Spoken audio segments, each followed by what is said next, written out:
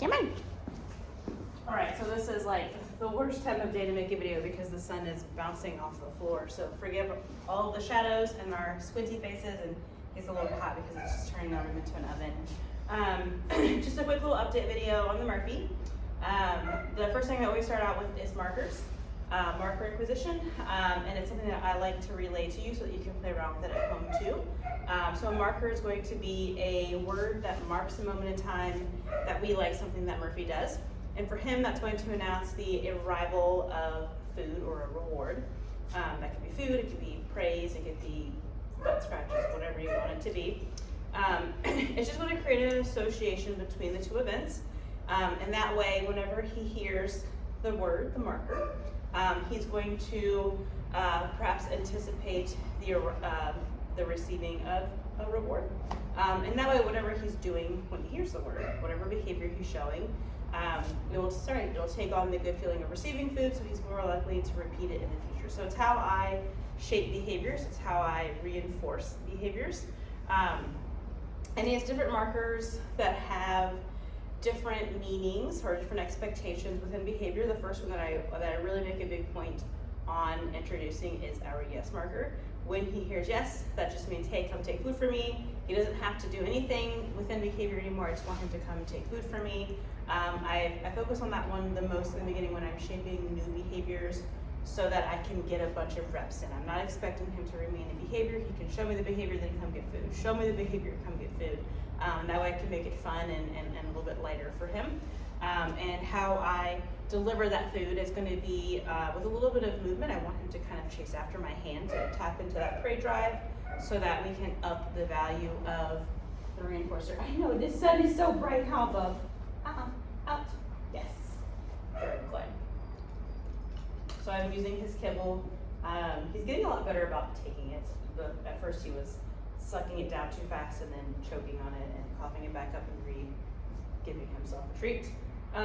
Anyway, so the next marker then we have duration markers. Sorry, my Friday brain. Duration markers. So good and okay. Those are going to imply that I want him to remain in behavior. So if I help him get into a position, will you Nope. Sit. Good. I can bring food to him. So as soon as he shows the picture of sit in this situation, good. Nope. Good. I'm going to say good to show that's what I was looking for. And then I'm going to bring the food to him. Good.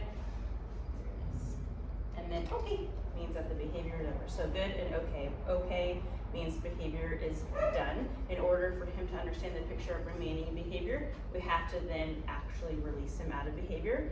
As I start adding in rules, I'll use the word no with some form of pressure. So either spatial pressure, so if I say sit and he kind of comes up because I'm doing too much, I can say nope, use a little bit of assertive body language, kind of spatial pressure to encourage him back into behavior. Good for that. Or I can say no and use my leash. Good. Very good. Okay. Very nice. So, very good. At home, playing around specifically with the yes marker, I wouldn't fixate too much on duration just yet. Building value and you giving him things and him earning those things. So start out with low distractions. Just say his name, Murphy. Yes. And when he starts to move towards you, you can say yes and then offer him that food. So Murphy, yes. You can have it a little bit fun. Let him chase after your hand a little bit. Hopefully that's still in the frame. We have our hi, out. Yes, very good. So that's just me tossing food behind him. So he's getting that muscle memory. Out. Yes, very good. So he's learning to expect that.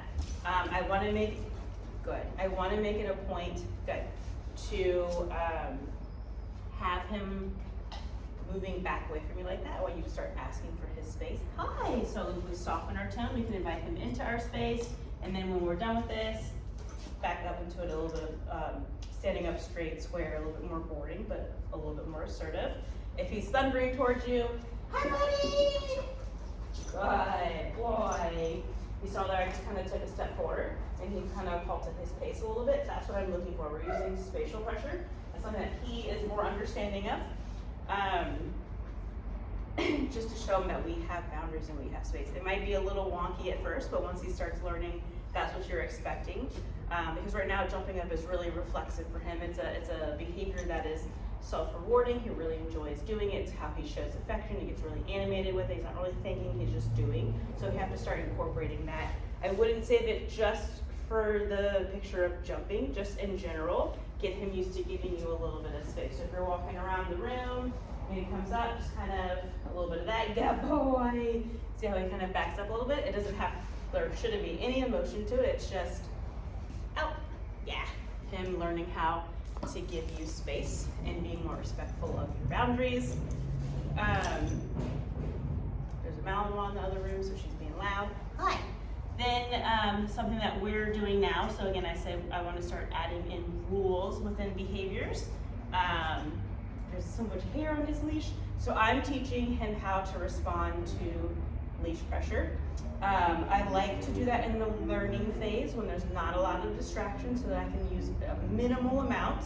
Okay, so if I'm asking for a sit, good.